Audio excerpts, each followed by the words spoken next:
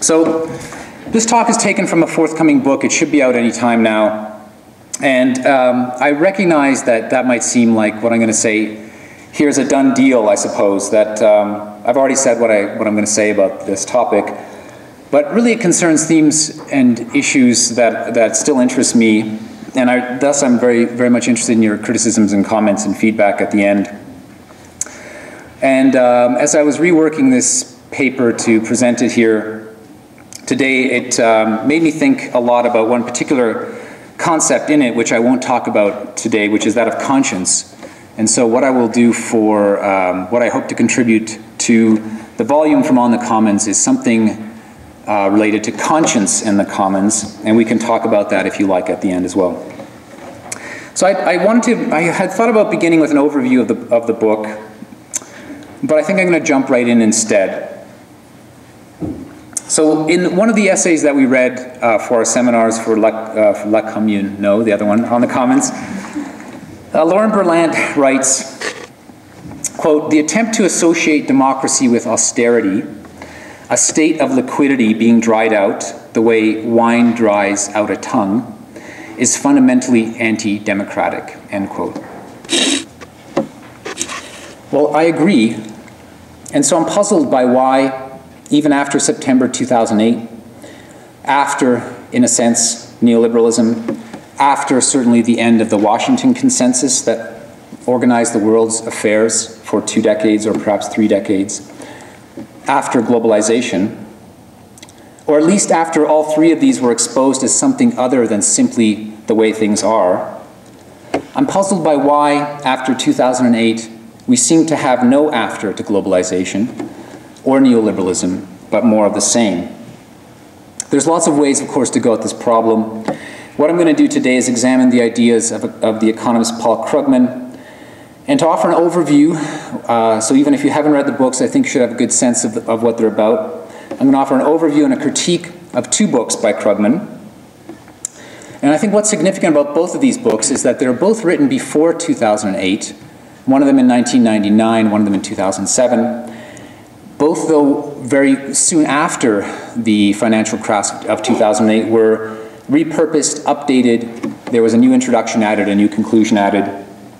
And so I want to see what we might be able to learn about the configuration of liberalism, of a liberalism of the kind that Krugman is associated with, what we can learn about liberalism as he's presenting them after neoliberalism, and maybe what this might be able to suggest, either positively or negatively, for our project about the commons here in Banff. I guess what I want to claim is that, we can come back to these definitions, I'm not going to talk about them here. My claim is going to be that Krugman's liberalism, which is a kind of political liberalism perhaps, and a kind of economic liberalism, it confirms a political rationality associated with neoliberalism. And by neoliberalism, I'll take the definition here suggested by Wendy Brown. It confirms a political rationality associated with neoliberalism, a kind of governmentality, even though I think that Krugman believes he's challenging it. And also that however we might imagine the commons, the model that he offers us, which is a common ameliorative model for the social and the political, this model he offers us for dealing with a present full of injustices and inequities, that this model is not one that we want to, it's not the one to paint the way forward for us.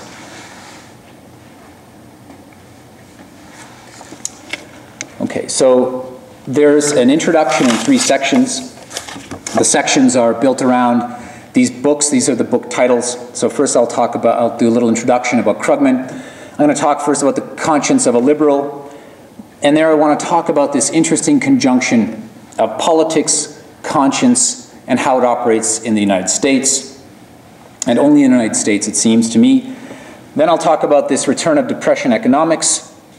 The last part of the title was added after 2008. And here we have a very different kind of model of liberalism, which looks at the problem of psychology for economics and what this might mean for a global liberalism, if such a thing is possible to exist. And then I'll end with some conclusions as to why I find this interesting and what I take out of it. All right. Paul Krugman secured his place in the history of economics by winning the Nobel Prize in the field for his work on trade theory in relation to geography.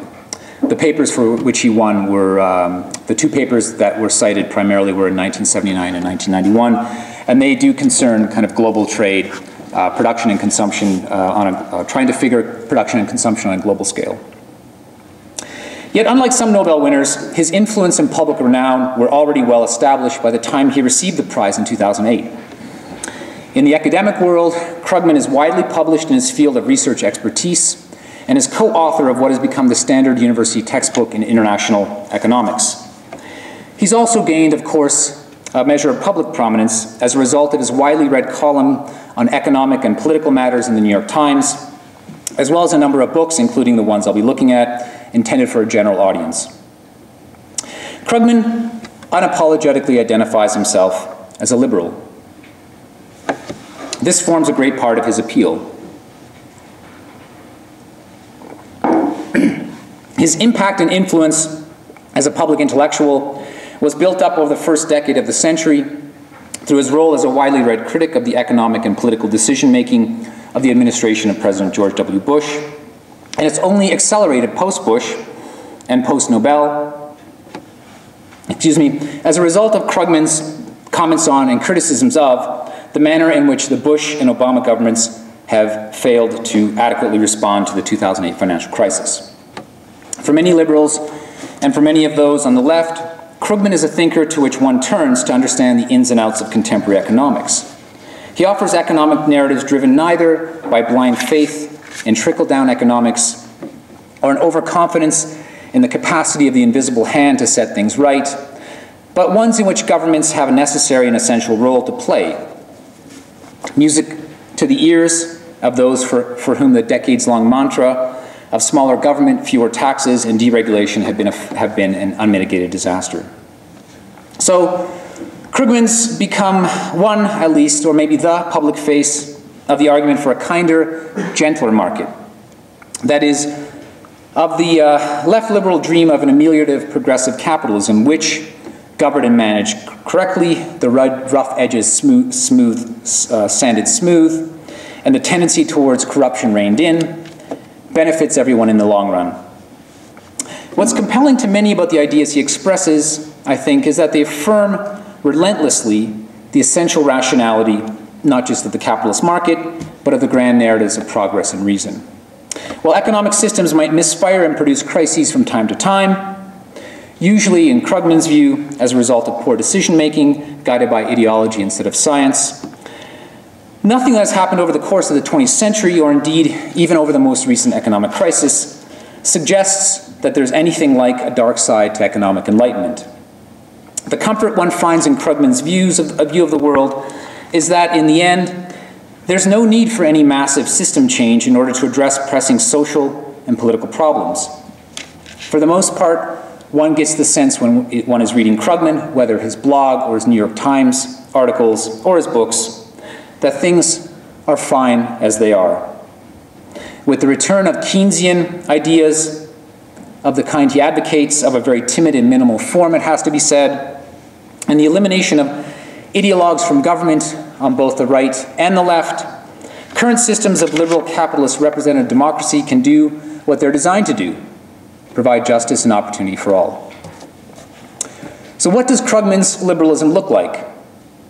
Given the difficulties and challenges we face in creating alternative political vocabularies, should we give in to the temptations of its pragmatic left-centrism, or treat it with the suspicion that a fly might view the sticky sweet offerings of a Venus flytrap? Conscience of a liberal. A narrative of loss and return shapes Krugman's The Conscience of a Liberal. First published in 2007, reissued in 2009, the book offers an outline of the economics and politics of the United States from the Gilded Age to the present. The intent of this historical overview that Krugman offers is to stage an argument with some depth about the direction that the US should take. And yet, there's little new in the book, either factually or conceptually. On the whole, Krugman works through a fairly typical set of issues, concepts, and historical situations, organized, it has to be said, around a standard division in US political life, the divide between conservatives and liberals.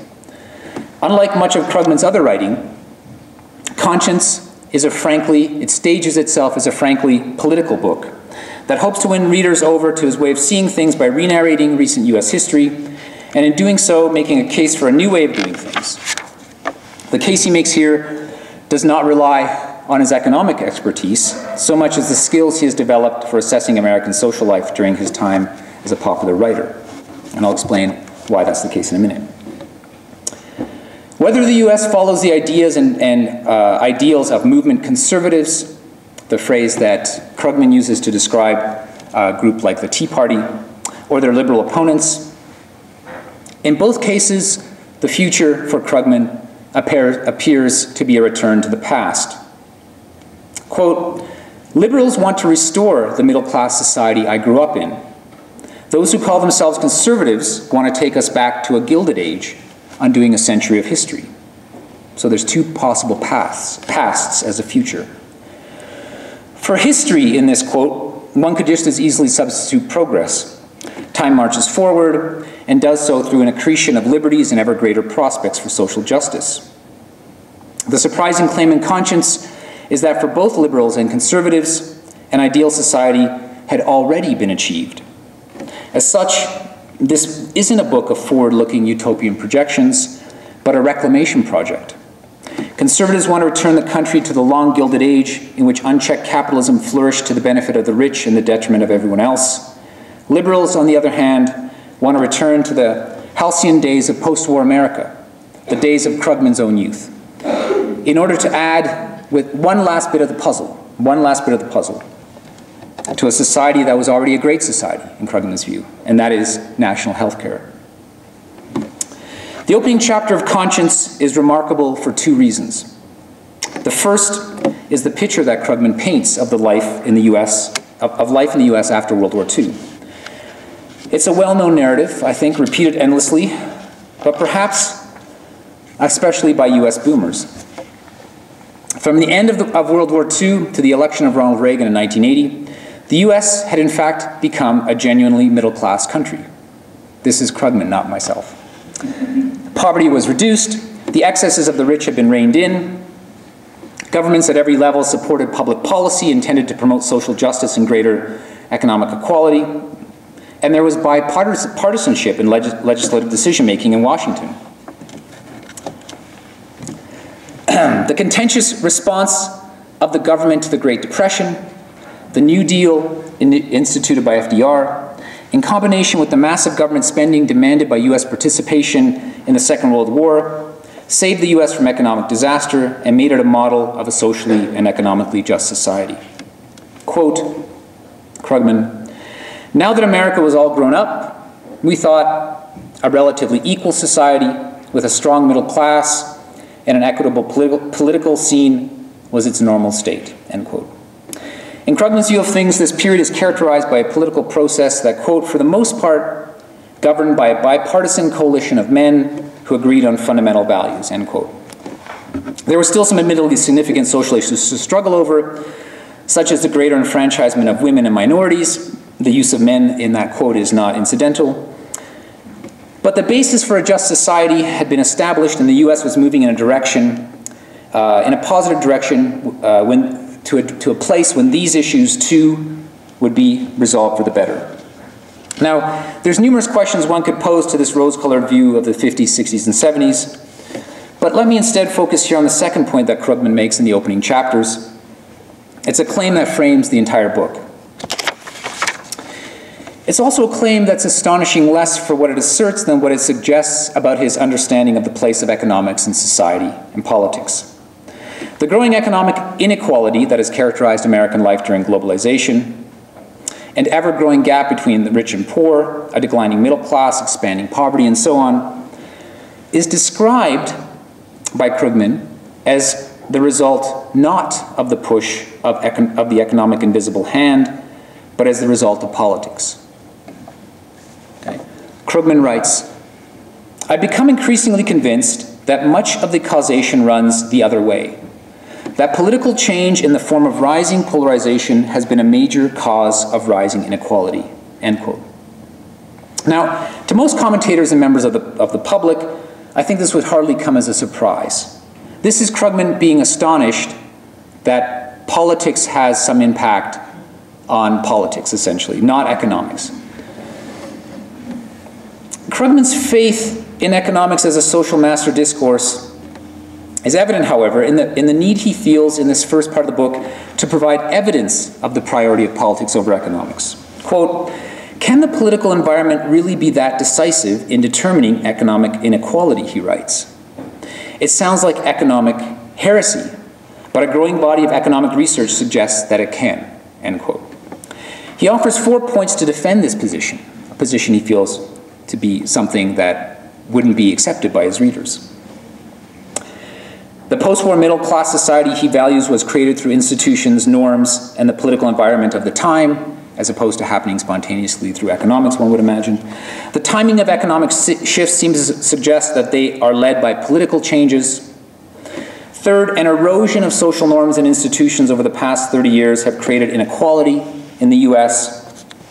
And a final, highly questionable claim, the US is the only country to experience greater inequality during globalization.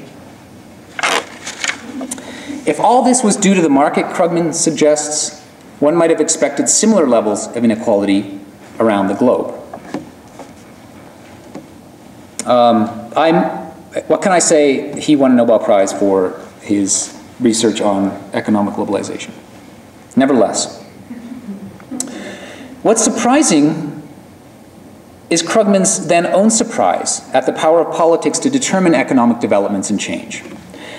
What he thus understands as the nature and content of politics comes to occupy the center of the book, even if he himself spends little or no time reflecting on the character of the political as such. For Krugman, politics is ultimately not a matter of power, historical form, or the intricacies of social structure, but a question, as the book's title suggests, but a question of conscience, that interplay of morality and ethics that pushes one to act in the right way. From its opening pages, Conscience of a Liberal is established as a drama involving villains and heroes. The villains of the book are the movement conservatives who have taken over the Republican Party with their anti-government, low-taxation ideas. Krugman writes that, quote, "Movement conservatism, which is largely financed by a handful of extremely wealthy individuals and a number of major corporations, all of whom stand to gain from increased inequality, an end to progressive taxation, and a rollback of the welfare state, is ultimately about rolling back policies that hurt a narrow, wealthy elite. It's fundamentally anti-democratic," end quote. The greed of a few individuals and their lack of conscience about how best to act towards their fellow man derails, then, what might be the otherwise smooth and sane operations of the economy. Given what he has said about an earlier moment of US history, one can only assume that there was a greater degree of moral virtue in the era from FDR to the 60s, a greater degree of conscience. But why? And if movement conservatism is a minority position, as he claims it is, why has this shift been tolerated, especially given Krugman's insistence that polls on a variety of issues suggest that the United States is in fact a predominantly center-left country? The bulk of the book consists of a detailed, often quite very insightful history of the rise and fall of middle-class America from the New Deal to the present. He paints it as a story of a right-wing capitalist conspiracy and names it directly as such. 2 points are emphasized throughout: that the story of changes in US social and economic life in the 20th century are a matter of politics, and that conservatives have repeatedly, with apparently astonishing insight into the shifting landscape of US politics, played on social fears, such as the fear of communism, and divisions, especially that of race, to place themselves into a position of power in which they could enact their policies. It's incumbent on Krugman, the political theorist, to try to make sense of why voters might be willing to elect politicians who work solely for elite business interests. Why would their conscience guide them to do that? There's no hint that something like ideology might play a role. That is, that voters might well imagine themselves as having much in common with the values and norms championed by movement conservatives. even if economically they end up paying the price. Instead of looking at the big picture of why anyone would vote for a Republican Party that has, in Krugman's terms, been taken over by the radicals, he looks instead to the politics of majority voting. Quote, why have advocates of a smaller welfare state and regressive tax policies been able to win elections, even as growing income inequality should have made the welfare state more popular, end quote. He asks. Since he only has to identify that small segment of voters that would push the Conservatives over the top, it becomes easy to find the problem. A change in voting patterns by white Southerners. Essentially, in Krugman's view of the past 50 years in the United States, the racism of white Southerners draws them to the GOP. As to what else they think they might be getting out of voting against their own economic interests, he is either unable or unwilling to offer an answer. As for a solution to the political bind in which the US finds itself, if the economic elite wasn't already punished by the 2008 financial crisis, Krugman appears confident that demographic changes will necessarily push movement conservatism out of favor. He writes, quote, over the long term, immigration will help undermine the political strategy of movement conservatism. They cannot simultaneously make tacitly race-based appeals to white voters and court the growing Hispanic and Asian share of the electorate, end quote.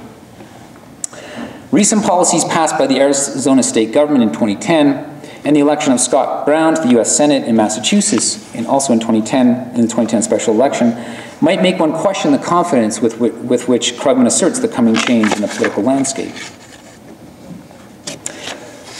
It might be that I'm asking too much. I'm demanding too much of an establishment thinker like Krugman to question the very nature of what passes for democratic voting as an accurate representation of the electorate's opinions or longings. One might expect, though, I think, more than the argument we're offered here. His challenge to movement conservatism and his appeal for a kinder, gentler capitalism are both built around little more than a moralizing critique.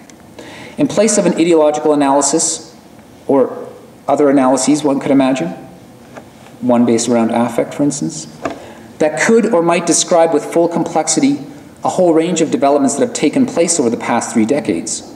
Everything from the rise of 24-hour news, the global trend of mass political disengagement, the challenges and opportunities afforded by the economics and politics of globalization, and so on. Krugman provides a narrative in his political mode, a narrative of good guys and unconscionably bad ones. It's impossible for him to imagine, for instance, that the drives and imperatives of the capitalist economy itself might shape norms and behaviors in a fundamental way. By shifting the focus to politics and really to morality, economics assumes for him its proper place of a science of the market. As he traces the birth of movement conservatism, he notes, quote, that the conservative economic intelligentsia emerged first because the real truths of economics create a natural propensity in economists to go all the way to free market fundamentalism, end quote. Why then don't these same truths generate the same propensity in Krugman, one could ask? It's his conscience that saves him from nature and these truths, from his nature and from these truths, pushing him to imagine a need not for an alternative economic system, but for a kinder, gentler version of the existing one that would still take profit and private property as its founding axioms. In his introduction to the paperback edition of Conscience, the new edition, Krugman speaks confidently about the opportunity for Barack Obama to realize a progressive agenda, to return us, that is, to the conditions of Krugman's childhood, but with the addition of universal health care. With the good guys now in charge, the economy can function as it's supposed to, not just to make the rich richer, but organized and regulated in such a way that it can once again produce a predominantly middle-class society. Quote, the claim that America is ready for a New Deal, which some readers considered quixotic when the hardcover edition was published, is now more or less conventional wisdom, end quote. After 2.5 years of the Obama presidency, one can assert, I think, with some confidence that conventional wisdom can sometimes be wrong. Part 2. So we get kind of this political analysis of the current moment, both before and after 2008 from Krugman. And now we get an economic one. Excuse me. One of the key assumptions in conscience is that with the right leaders in place, governments will be able to make appropriate decisions with respect to the economy, shaping its impact and effects on populations. It's hardly an earth-shattering assumption. I think this is kind of common sense. In The Return of Depression Economics and the Crisis of 2008, Krugman takes up a very different set of questions. In Conscience, the analysis of the past century of US politics takes place with a limited discussion of the broader global circumstances that might have an impact on the economic and political directions taken by the United States. What I should say there is it's entirely restricted to the United States. He doesn't consider whatsoever the types of pressures that might cause the United States to take the directions that it does. This book, though, also rewritten after 2008, is explicitly about the new global order and the challenges it poses for the operation of economies. Taken together, I think these two books then give us the full scope of Krugman's liberalism, the possibilities for state intervention into the economy at both a global and national level, and its very real limits as well. Return begins by outlining what Krugman takes to be the reality within which economic decision-making has to operate today. Post-1989, we live in a world in which socialism is no longer, quote, an idea with the power to move men's minds, end quote, and in which a fully global capitalism has involved the developing world in production to an unprecedented degree. To put it bluntly, this is also from Krugman, we live in a world in which property rights and free markets are viewed as fundamental principles, not grudging expedients, where the unpleasant aspects of a market system, inequality, unemployment, injustice, are accepted as facts of life. It's clear that Krugman's analysis of the global economy is not going to involve questions of morality, or conscience, or to some degree, even politics. How could he say what he just said and then speak of conscience? That has to be sidelined. This is a book of economic analysis which aims to make sense of the instability of the global economic system. The economics of depression, as distinct from recession, have returned at the moment of capitalism's supposed 1989 victory. How and why, and what might be done about it, is what Krugman deals with here, working through currency crises in Latin America and Asia, and an assessment of Japan's lost decade, as well as providing analyses of stock bubbles in the United States, ending with a brief commentary on the global crises of 2008. In many respects, the specifics of the argument are less important than the form and the larger claims that emerge out of Krugman's analysis. For him, for Krugman, the political analyst, financial crisis provides opportunity. Just as the Great Depression led to the New Deal, the current crisis threatens to undercut movement conservatism and introduce the possibility for a New Deal. In his role as economist, the return of depression economics introduces a potential system failure whose cause has to be identified in order for capitalism to continue operating at all, whether or not its operations are morally laudable. The essential mechanism by which to prevent economic downturns and to maintain private property and private decision-making is well known, I think, having been developed to deal with the consequences of the Great Depression. Krugman describes this as the Keynesian compact. Quote, what restored faith in free markets was not just the recovery from the Depression, but the assurance that macroeconomic intervention, cutting interest rates or increasing budget deficits to fight recessions, could keep a free market economy more or less stable at more or less full employment. In effect, capitalism and its economists made a deal with the public. It will be okay to have free markets from now on because we know enough to prevent any more Great Depressions. So then, the question that animates this second book, and that's fueled a lot of Krugman's response to what he has seen as the too timid response by the Obama administration to the current economic crisis, up to and including his most recent commentary just a few days ago, is why this Keynesian compact seems to have failed or broken down, allowing depression economics to return not just to the peripheries of capitalism that he starts out analyzing, but to the US center as well. It's worth mentioning that despite its importance for his argument in the book, he offers very little elaboration of what constitutes this compact. This, I think, is either one or only one of two mentions of Keynes whatsoever in the book. This explicit discussion of this brief thing called the Keynesian Compact without really fleshing out what Keynesianism is. It seems limited here to the fact that the state will intervene by cutting taxes and raising spending to avoid recessions. And it certainly doesn't extend to the broader dynamics that characterize the New Deal, which included mechanisms to, for instance, reduce the yawning gap in division of wealth that occurred during the Gilded Age and to which we've returned to at the present. Even in this restricted fiscal mode, either cutting taxes or raising spending, the Keynesian Compact is not without its problems. In an era in which the bulk of government revenues come from private individuals rather than corporations, the use of public monies to prop up private companies has generated enormous criticism across the globe, regardless of the macroeconomic rationale involved and the supposed benefits to the system in the long run. It was Keynes, after all, who famously commented that in the long run, we're all dead.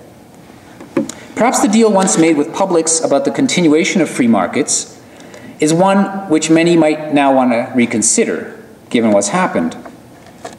In any case, two causes for the return of depression economics emerge from Krugman's analysis.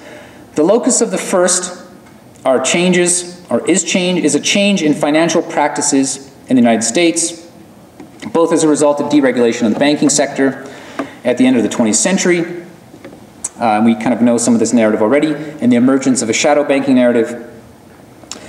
You know, the culprits that he raises, I think, are familiar ones, things like excessive levels of risk and speculation in a financial system that had become detached from the real economy, the creation of new financial instruments with promises of spectacular returns, but much higher risk, changes in lending practices to homeowners, the practices of hedge funds to arbitrage away liquidity, and an over-leveraging of all manner of financial institutions. So because of this, Krugman advocates increased regulation, but even the temporary nationalization of some elements of the financial system, as long as they are, quote, reprivatized as soon as it's safe to do so, end quote. When it comes to assigning blame then on home turf, why this happened, it comes down to illogic, neglect, and irrational exuberance in markets, as well as the failure of key policymakers to make tough decisions, most notably Alan Greenspan during his time as chairman of the Federal Reserve Board of Governors. Now, the market bubbles and economic crises endured by the United States, so that's the first point, that first reason he identifies. These bubbles are, of course, linked to the global market as never before, something that emerges out of his Nobel research. This is why one might expect Krugman offers analyses of currency crises in Latin America and Asia first in this book. They're kind of exploratory test cases to understand what will happen next in the US. But in the course of his analyses of these places outside the US, the problems for the US appear, in fact, to have very little connection until maybe recently, until this past year or the year before, with the return of depression economics elsewhere. It seems that in his book, as he's analyzing this, a different logic occurs in the rest of the world that might be taking place in the US, which will have some consequences for how we could possibly imagine what happens in the US. So, the Keynesian Compact secures faith in free markets, supposedly.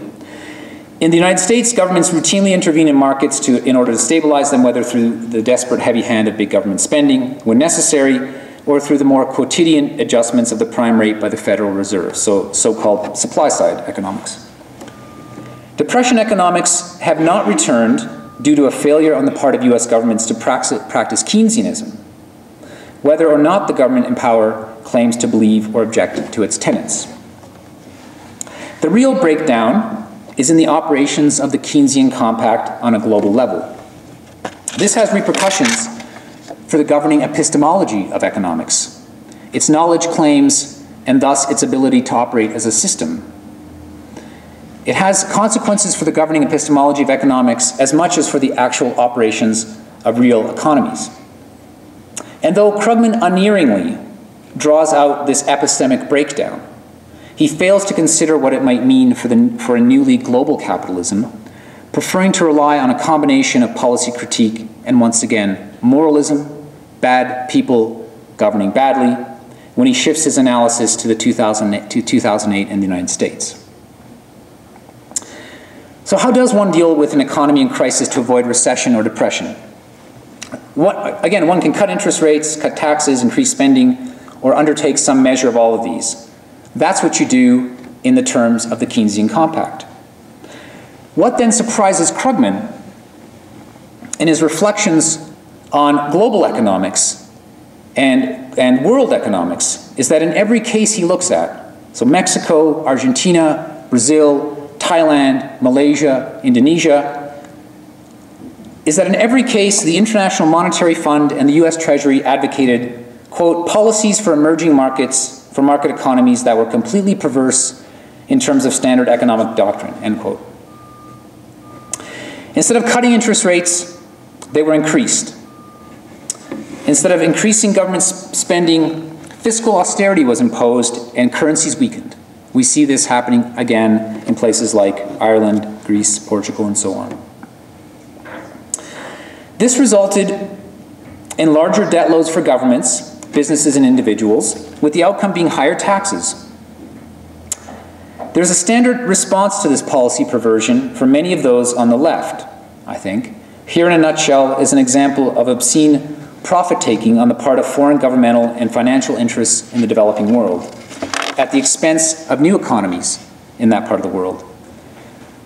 Krugman offers a different answer as to why this takes place, and as to why the Keynesian Compact doesn't operate outside the Western world, which will bring us back to this question of epistemology of economics, and that is fear of speculators. This is why you can't operate the Keynesian Compact outside of the United States and perhaps some other parts of the Western world. In each of his case studies, governments are unable to arrest the collapse of their currencies and the flight of foreign capital, regardless of what they do. Once there is a loss of confidence in a country's economy due to some financial problem, a process is set into motion from which it is difficult to recover. Whether or not a particular problem speaks to a larger underlying, whether it speaks to larger underlying macroeconomic issues, it can set off a loss of investor confidence. This produces a fall of currency and a rise in interest rates in an attempt to attract investors back, but a slump in the economy because foreign currency and debt becomes more expensive. You don't have to follow all that, okay? I can lay it out after as well. Basically, this leads to further financial problems for banks, households, and companies in the country, and a further loss of confidence, and so on. Krugman writes, quote, because speculative attacks can be self-justifying, following an economic policy that makes sense in terms of fundamentals is not enough to assure market confidence. In fact, the need to win that confidence can actually prevent a country from following otherwise sensible policies and force it to follow policies that would normally seem perverse.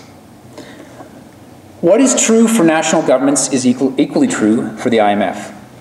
Quote, because crises can be self-fulfilling in this part of the world, because the Keynesian Compact doesn't work, sound economic policy is not sufficient to gain market confidence. One must cater to the perceptions, the prejudices, the whims of the market. Or rather, one must cater to what one hopes will be the perceptions of the market. That is, the attempt by the IMF and Western governments to deal with currency crises as they unfolded after 1989 in one country after another, it became an exercise in amateur psychology in which the IMF and the Treasury Department tried to persuade countries to do things they hoped would be perceived by the market as favorable. Did foreign governments and the IMF have to play these games? This question of hope and confidence in amateur psychology, I told Pedro Reyes that I would put up an extra slide as an aside, so I'll do that now. And it's this sense of the difficulty of measuring a supposedly objective condition. This is one of Pedro's favorite lists. It's a partial list of the category in Wikipedia called List of Cognitive Biases. And when you begin to look at all of these, the possibility that there's anything like a rational approach to a situation becomes questionable. All right, so please, if Pedro emails you, tell him I put it up. Did foreign governments and the IMF have to play these games of amateur psychology? In each of the situations he analyzes, Krugman suggests that other paths could have been taken. His conclusion, though, is unambiguous. Quote, "The bottom line is that there were no good choices. The rules of the international financial system, it seemed, offered many countries no way out. And so it was really nobody's fault that things turned out so badly." What now that economics had been replaced by amateur psychology and confidence games, not just in these countries that he is assessing? What if you have amateur psychology and confidence games everywhere on the planet? The apparent illogics and quick collapses of markets and currencies, sometimes followed by equally quick recoveries, are only in part due to the villainous hedge funds and shadow banks to which Krugman draws sometimes admiring attention. The scale and scope of financial markets, the speed at which decisions can be made via information technology, and the realities of a system in which there's no longer any outside, whether the outside of the socialist world or of developing economies not yet fully integrated into capitalist markets, all of these things have exposed the animal spirits lurking within economic decision-making from the beginning. Can governmental policies or regulations by nation-states rein these in to a degree that would make a difference? Shouldn't we instead question the realities of the Keynesian compact and imagine other ways to organize ourselves globally? Or couldn't we insist on a compact that was more Keynesian than Krugman seems to want? That is, in Krugman's terms of Keynes, more than just the state intervening in terms of the level of interest rates, taxes, and spendings, which is all that he wants. For Krugman, even after he has moved animal spirits and amateur psychology from the developing world to the US, even then, this is unthinkable, of doing a greater intervention into the market. Instead, the whims of the market are allowed to rule, and in the absence of other ideas, we will have to just live with the facts of life. Inequality, unemployment, and injustice, all exacerbated by depression economics. Part 3, liberalism after neoliberalism. So what does Paul Krugman's liberalism look like? Can we depend on it to offer us a way into the future, even as a kind of some timid model into the future? A future that perhaps, in some sense, is better than the present we're living in. Liberalism requires one to live several contradictions and to have faith in a worldview that for many has become equivalent to reality itself, and so, I have to say, often needs no further comment. The contradictions that you have to live as a liberal, and elisions and missing arguments and holes in logic are evident in these two books in Krugman. In return, we are shown a virtual economy that is becoming difficult, if not impossible, to control. The mechanisms by which governments could keep capitalism operating is in danger of becoming an anachronism. At a different scale, not that of the globe, but of the nation-state, conscience makes an argument for an almost equitable economy through government intervention, with a seemingly simple solution: higher taxes for the rich, which is derailed not by epistemology, as it is at the level of the globe, but by political ill will and self-interest. To an unexpected degree in Krugman's texts, such decisions at the level of the nation, these decisions of conscience, guided by conscience, aren't impeded or impacted by those developments in the global economy that have generated the conditions for the return of depression economics.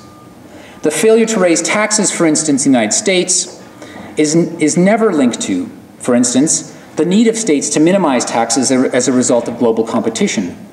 But he treats it as merely a local drama connected, in the US at least, to the rise of movement conservatism. In Krugman, strangely, national and global never intersect, nor do the political and the economic, each of which keeps to its own geographic sphere of influence. What is missing or elided in this picture, besides, that is, the very fact of globalization and its implications for national policymaking and financial markets, is something that is usually at the core of liberalism, at least as I understand it, which is the future. Liberal political visions are not usually arrested in flight. There's always work to be done to make things better. There's this kind of meliorist quality to at least some versions of liberalism. But in Krugman's liberalism, time is arrested. There is no future. In return, he sounds perilously close to figures such as Robert Kagan or Francis Fukuyama in asserting the inevitability of capitalism with all of its attendant outcomes, which is unemployment and injustices, disparities in income, and thus all manner of life opportunities. As an economist, capitalism is for Krugman something more than a historical system of human social organization. That is, it's not, he doesn't see it as a system with a history, or he may see it as a system with a history, but he doesn't see it as one prone to history, which is to say potentially open to change and modification in order to generate different outcomes and to minimize social injustices.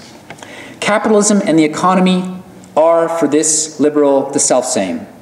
The self-justifying character of economics, its tendency to create and maintain its object of study, and to forget its roots in ideology and politics on the path to becoming a science, is starkly evident throughout his writing.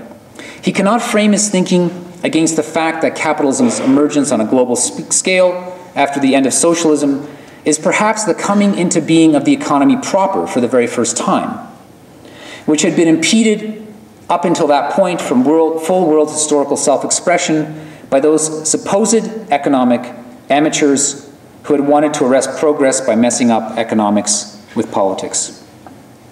The problem, however, is that this economy proves to be cruel. But this is a problem only if one has a conscience, or rather, one has the conscience of a liberal. The name of the book and also of his blog. What is missing in conscience is an outline of ethical principles or a vision of a social good.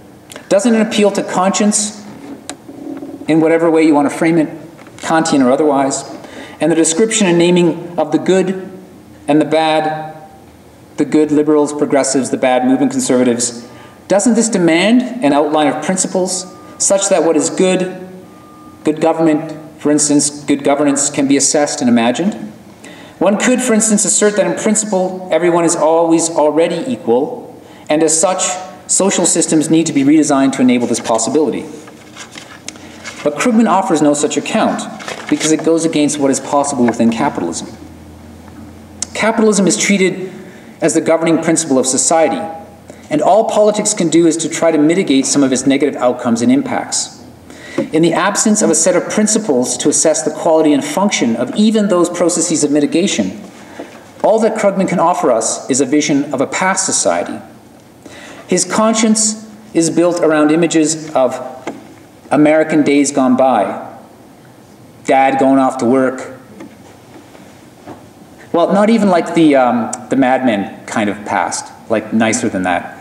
No drinking at work. Dad going off to work, mom in the kitchen, boys with crew cuts off to play baseball, girls in dresses playing with dolls, you get the idea.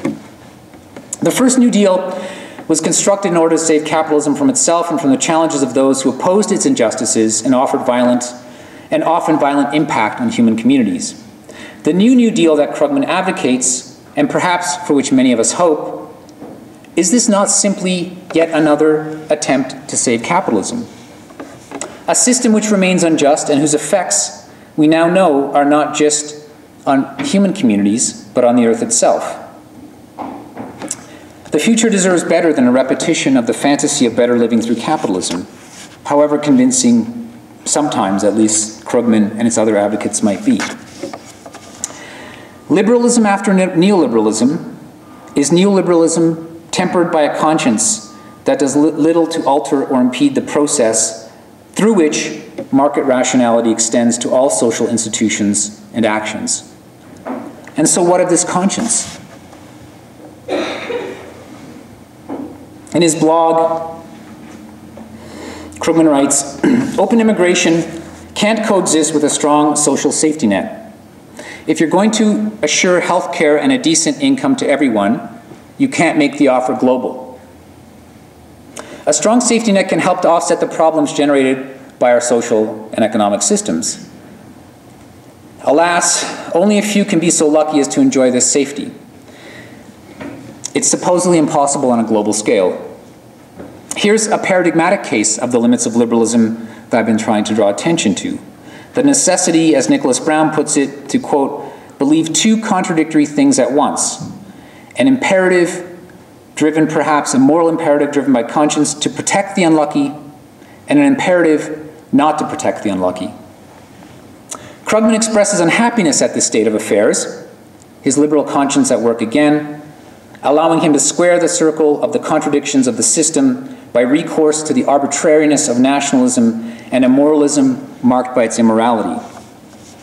This liberal conscience permits an evasion of the problems and limits of global capitalism, even as one is supposedly confronting them.